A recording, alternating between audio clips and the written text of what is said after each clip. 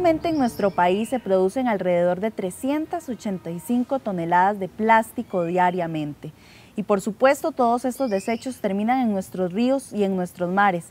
Prácticamente es como si estuviéramos arrojando un camión de plástico a nuestros mares diariamente.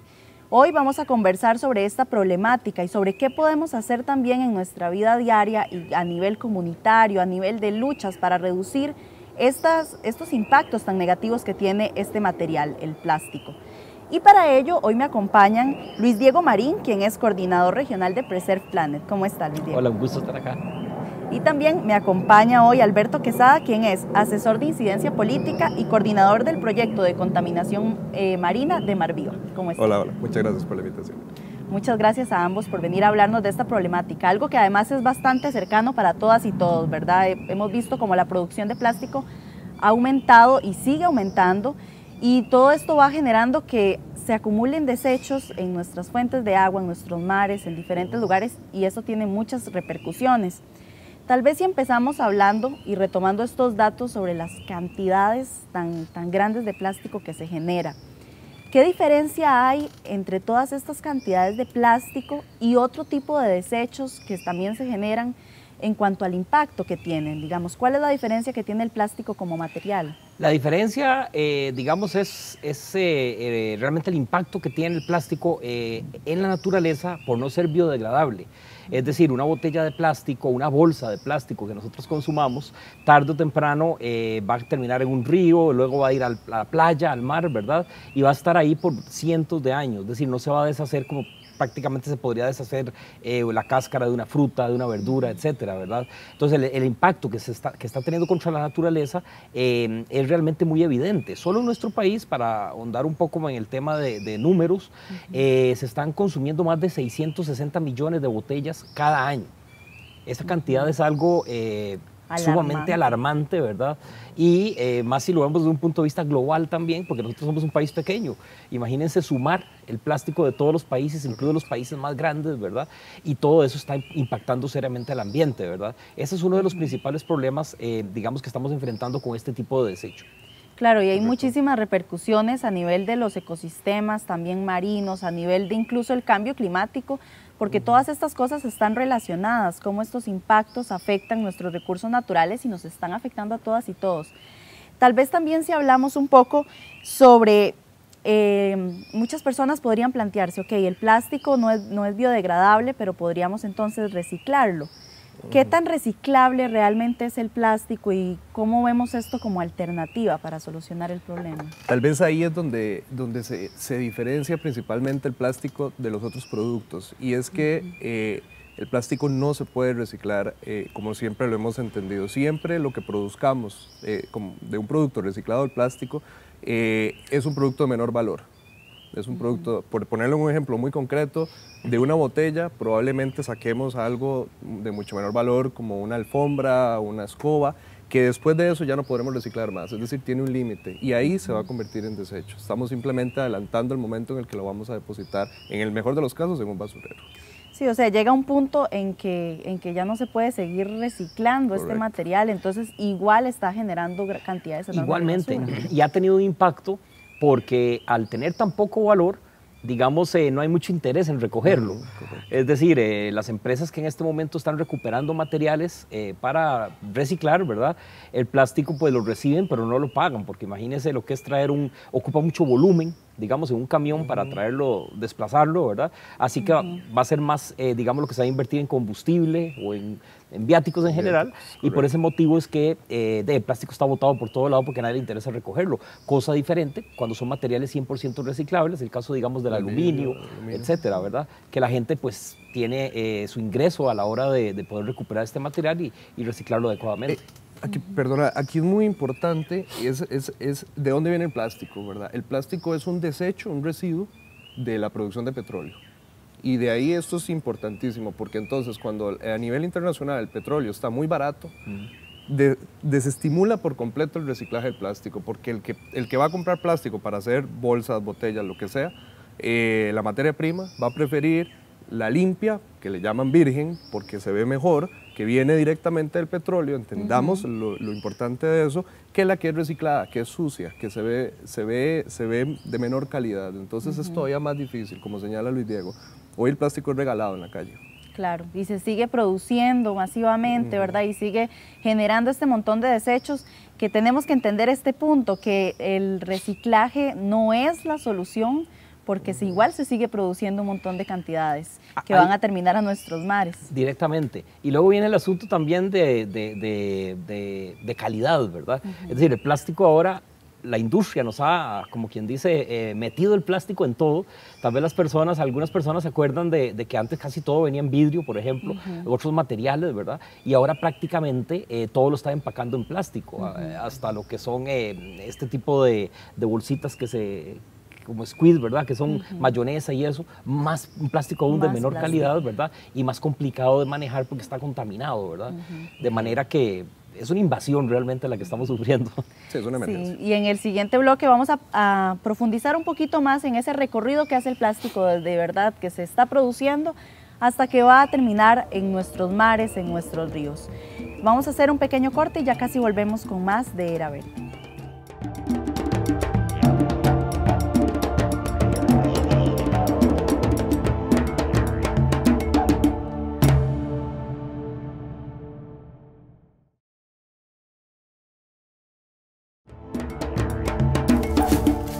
Mañana pasa la basura y yo simplemente podría llevar esta bolsa ahí a la calle y dejarla.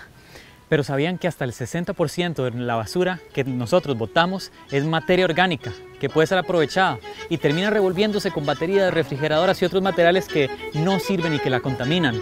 Hoy vamos a aprender qué hacer con este material para que usted pueda aprovecharlo en su huerta y en sus plantas.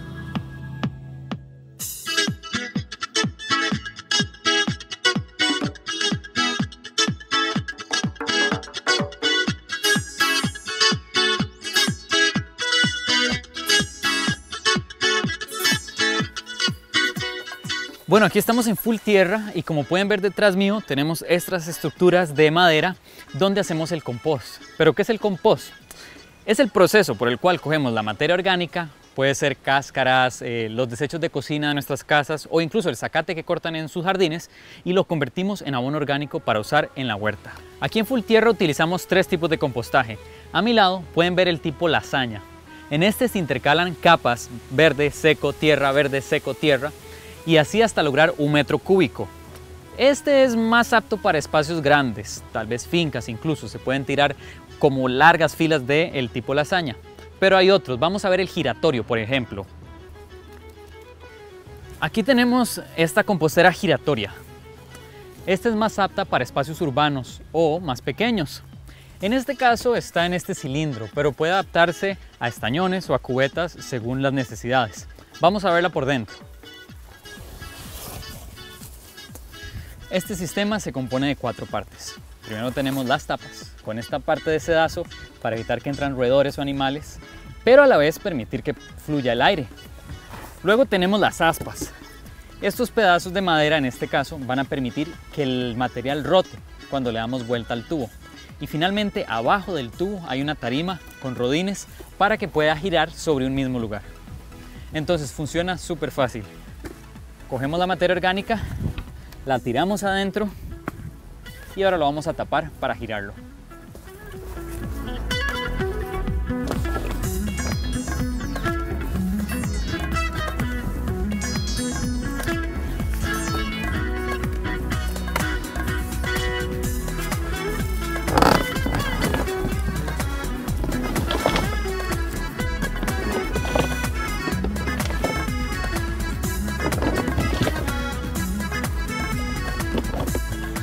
Ahora, en espacios urbanos más reducidos vamos a ver 2 alternativas. Primero, este que tenemos aquí, el lombricompost, que trabaja con lombrices, específicamente la lombriz californiana en muchos casos.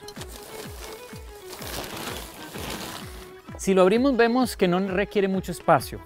La misma lombriz procesa el material, entonces tampoco necesita mucho cuidado o tiempo.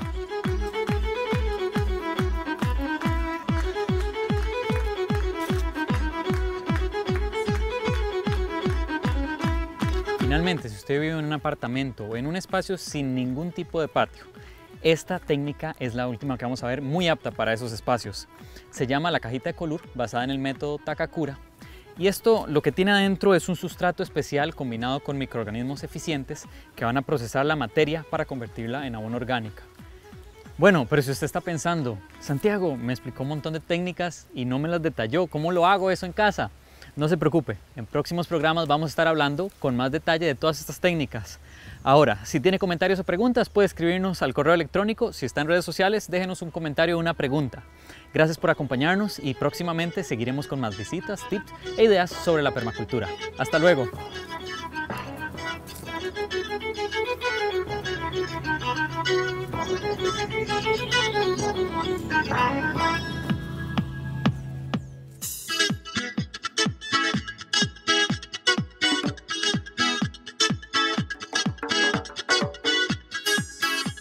Estamos de regreso en Era Verde y hoy estamos conversando sobre algo que tiene que ver con nuestra vida cotidiana y que nos afecta a todas y todos, que tiene que ver con la producción de plástico.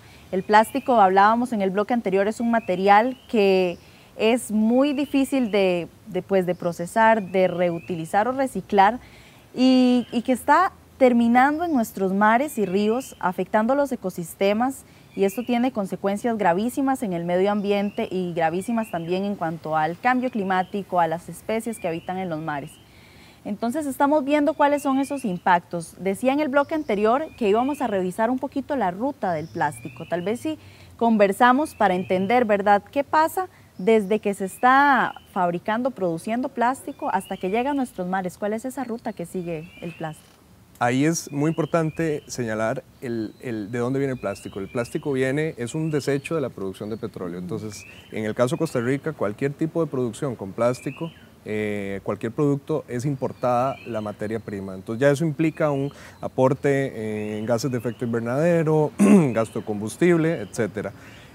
Allí es producido probablemente en un tipo de producto desechable, ¿verdad? El 50% de los plásticos que hay en el mercado es un producto para consumir una vez y botarlo, literalmente botarlo. Eso se sumado después con nuestras incapacidades para gestionar los residuos como país, la probabilidad de que esos desechos plásticos terminen en el suelo, en un basurero malo que se riegue en cualquier lado, es muy alto, y de allí, por lo livianos que son, el viento se los lleva, etcétera, van moviéndose a través de las cuencas hidrográficas, de los ríos, de los caños, y terminan en un ambiente marino y costero. A ver, en Costa Rica nosotros no reciclamos apenas el 1% de los desechos. O sea, el número es realmente alarmante. Entonces la ruta es literalmente desde el petróleo hasta nuestros océanos. Algunas veces de camino, y es algo que la gente, sobre todo en esta temporada, puede experimentar más en la ciudad con las inundaciones. Ajá. Todas estas inundaciones que estamos viendo en San José, si ustedes se ponen a ver con detalle, son alcantarillas taqueadas, sobre todo con botellas plásticas. Sí. Solo una botella de esas de 3 litros grande puede hacer un tope y se inunda la ciudad. Es decir, vemos otras causas, otras problemáticas que nos genera este viaje que dice Alberto hasta llegar a los océanos, ¿verdad? Que es el impacto más grande que tienen. Sí, donde se quedan y se acumulan, que ahora básicamente se forman islas de plástico en ciertos lugares, digamos, en las áreas marinas, que es muy preocupante por la forma en la que eso altera los ecosistemas. Ya desde ahí altera a los microorganismos que están en el mar, como el plancton. Esto genera que haya más CO2 que contamina. Entonces, es todo un ciclo de efectos que están alterando los ciclos naturales de la tierra y de la vida. Entonces, hablando de problemas puntuales relacionados al plástico en las aguas, ¿cuáles podrían ser como las problemáticas más serias actualmente?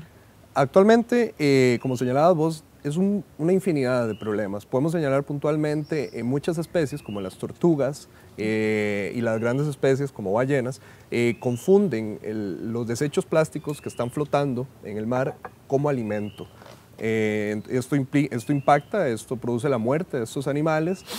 Nosotros hemos investigado al menos 200 tipos de especies marinas se ven afectadas por los desechos plásticos al confundirlos por alimentos. Y una particularmente, un impacto importantísimo es que hay especies de plancton que ya lo están confundiendo con alimento. Entonces ya se están comiendo el plancton, y entendamos que el plancton es la base de la cadena alimenticia. De ahí se lo come un pez más grande y un pez más grande, y la probabilidad de que pues ya esté terminando en nuestra cadena alimenticia, la de los humanos, es muy alta. Y es que esto sobre todo, digamos, ya se manifiesta, porque muchas personas se preguntarán, una ballena tal vez se come una botella de 2 litros, ¿verdad? Pero los peces pequeños, y es que ahora hablamos de lo que son los microplásticos.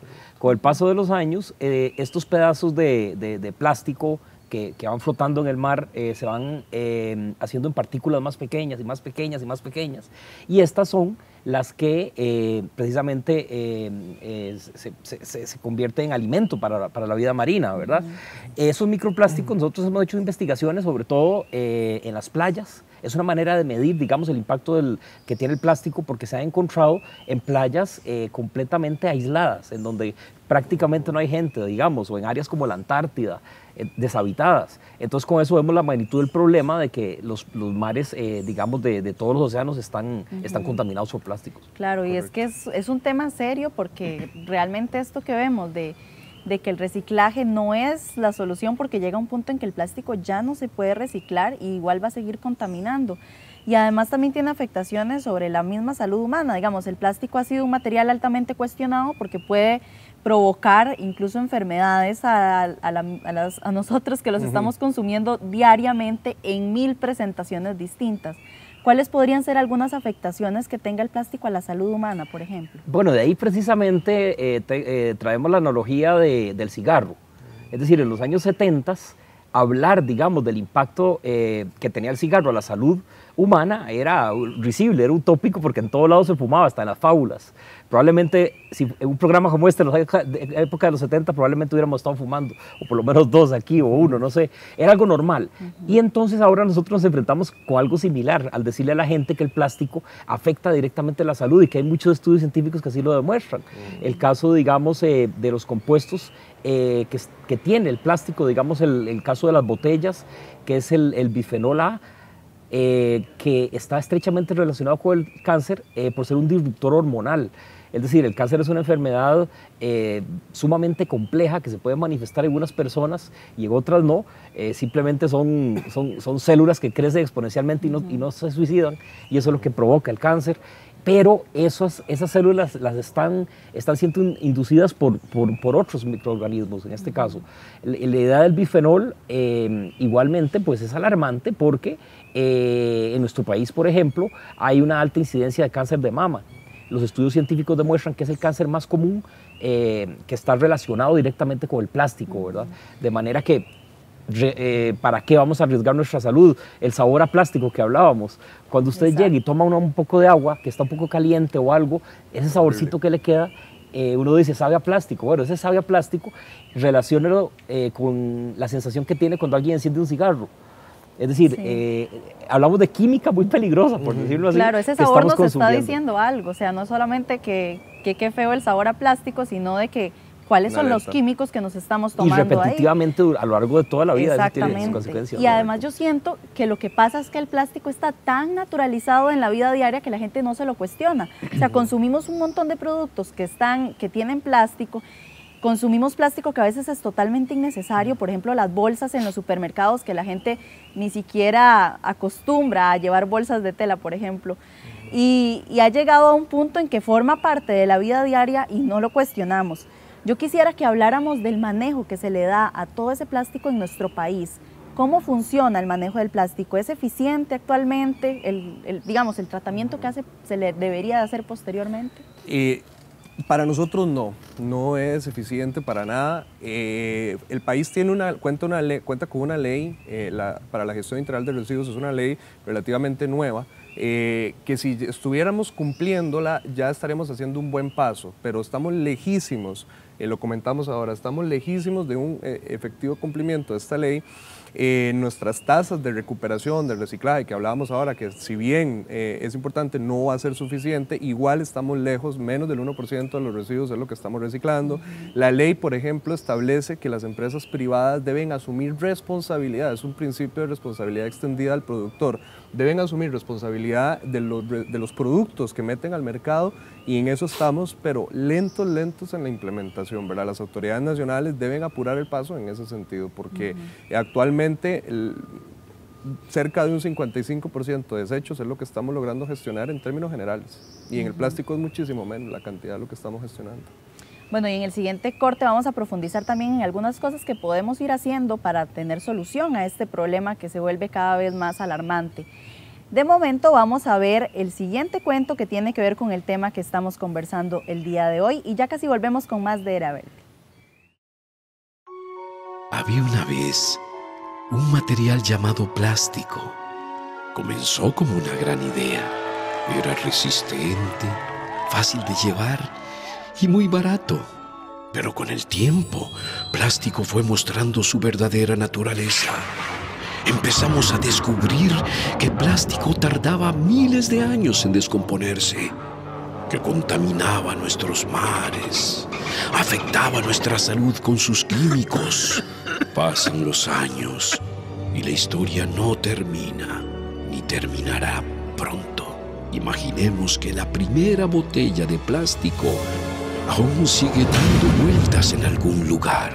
Si no te gusta esta historia, mejor utiliza envases de vidrio retornable. Seguimos en Facebook, Playa Botella. Un mensaje de Preserve Planet.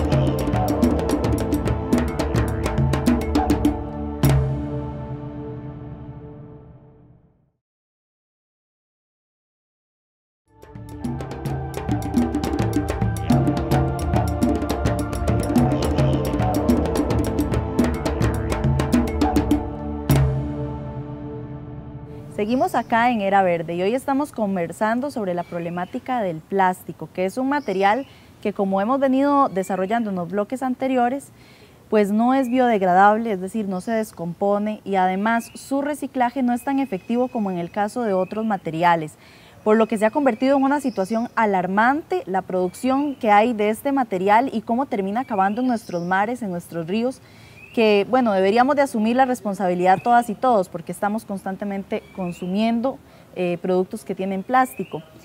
Ahora, en el caso de Alemania, conversábamos un poquito en el corte, que es un caso donde se hace un manejo bastante aceptable de este material.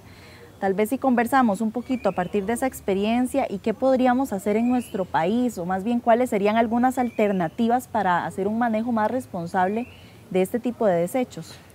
Es una realidad, a nivel mundial los plásticos están siendo regulados. Hay normas de distintos niveles que están obligando a los estados, a las autoridades y a las empresas privadas a administrar de cierta forma los residuos plásticos.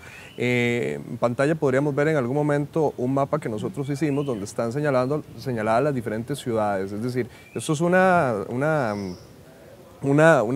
en la que vamos montándonos todos. Y nosotros a nivel de país tenemos varias propuestas, por ejemplo la propuesta en la que estuvo impulsando Preserve Planet, que en este momento está en asamblea, y es posible replicarlo en Costa Rica, ¿verdad? Donde se le obligue a las empresas privadas a ser responsables de algún porcentaje de estos plásticos. En definitiva, y sobre todo esta propuesta va enfocada en poner un impuesto a las bolsas plásticas y que no se autorice regalarlas en ningún lugar, ni en una venta callejera, ni en un supermercado grande, ni en una feria del agricultor. Siempre van a tener que vender la bolsa. Entonces nosotros pensamos que con eso el impacto, digamos, que va a tener, pues va a ser importante, porque las personas van a analizar, bueno, estoy gastando 50.000 colones al año solo en plástico, ¿verdad? De manera que con eso vamos a incentivar el uso de las bolsas, que ya están disponibles, como dijimos hace un rato, en la mayoría de supermercados, o bien, ¿por qué no volver en algunos casos a la bolsa de gangoche, que era lo que se utilizaba antes para ir a la feria, que ahora pues se sustituyó por el plástico? Bueno, regresar a esas bolsas de gangoche y ojalá incentivar un poco el uso de artesanías, de manera que son aspectos, pero como estamos hablando ahora, no es suficiente. O sea, esto es como una avalancha que se viene, ¿verdad? Sí. El caso de las botellas, por ejemplo, que hablábamos, pues pueden ir por el mismo camino, no hay ningún proyecto de momento en camino, pero poner un impuesto a las botellas, pues será otra alternativa. ¿Por qué? Porque podemos solucionar este problema realmente si lo hacemos a nivel, digamos, de país, uniendo esfuerzos y cambiando un poquito los hábitos de consumo. Sí, yo creo que hay que entender ese compromiso y esa responsabilidad que tenemos todas las personas de ir incidiendo, ¿verdad?, en hacer estos cambios. Porque además en los supermercados o en cualquier otro espacio no es que nos dan una o dos bolsas, son montones de bolsas, a veces cada paquete va con doble bolsa plástica y luego esas bolsas pensamos que las podemos reutilizar en nuestros hogares, pero a final de cuentas van a terminar siendo desechos, ¿verdad? Que van a ir a dar a algún lugar y a dónde están yendo esos desechos. El secreto es la prevención, es prevenir la contaminación. Todos estos proyectos van encaminados a eso, porque una vez que generamos el desecho, es muchísimo más difícil evitar el impacto. Ahora, a nivel legal, a nivel también legislativo, que ustedes me están contando sobre esta propuesta para poner un impuesto a las bolsas plásticas, que si nos explican un poquito, ¿verdad?, sobre estas propuestas que van dentro del ámbito legal, ¿cuáles son las iniciativas que existen actualmente? ¿En qué estado están en este momento? En este momento en la Asamblea existen varias propuestas. La que señalaba Luis Diego es tal vez la que está en un avance más importante, pero hay varias propuestas. Hay una para envases, que incluye las botellas, hay dos de bolsas, hay una para el estereofón, ¿verdad? El famoso de estas. Sí, que es otro material también súper dañino. Y es plástico, ¿verdad? Es un tipo de plástico. Hay varias propuestas en la Asamblea Legislativa. Ahora, todas están en un estado detenido, no se están discutiendo, no se están hablando. Nosotros es parte de lo que andamos promoviendo, es que podamos discutir. Es importante generar la discusión para poder tomar decisiones. Ha sido una irresponsabilidad, digamos, en la Asamblea Legislativa, como pasa con otros proyectos urgentes que son relegados, ¿verdad? Y probablemente ha de existir algún tipo de presión, como siempre existe con estos proyectos polémicos, ¿verdad? Cuando son de interés, digamos, nacional, de salud pública, porque aquí podemos hablar de un problema de salud pública, claro, pero lamentablemente no se le está dando la importancia que merece en la Asamblea Legislativa, ¿verdad? Ahora, mientras estas cuestiones avanzan, que sabemos que además a nivel legal siempre hay un avance muy lento porque hay muchos intereses detrás, ¿qué podemos ir haciendo todas las personas en nuestras casas para no contribuir a que esta problemática siga aumentando de forma tan desmedida? Sí, de hecho, de ahí nació la campaña que al principio le pusimos Playa Botella, para manifestar la problemática que se sufre, sobre todo en los océanos, pero después se transformó en No Seas Plástico. Simplemente, ¿verdad? Que es un dicho, digamos, muy local, muy nacional, no seas plástico, y realmente es fácil no ser plástico.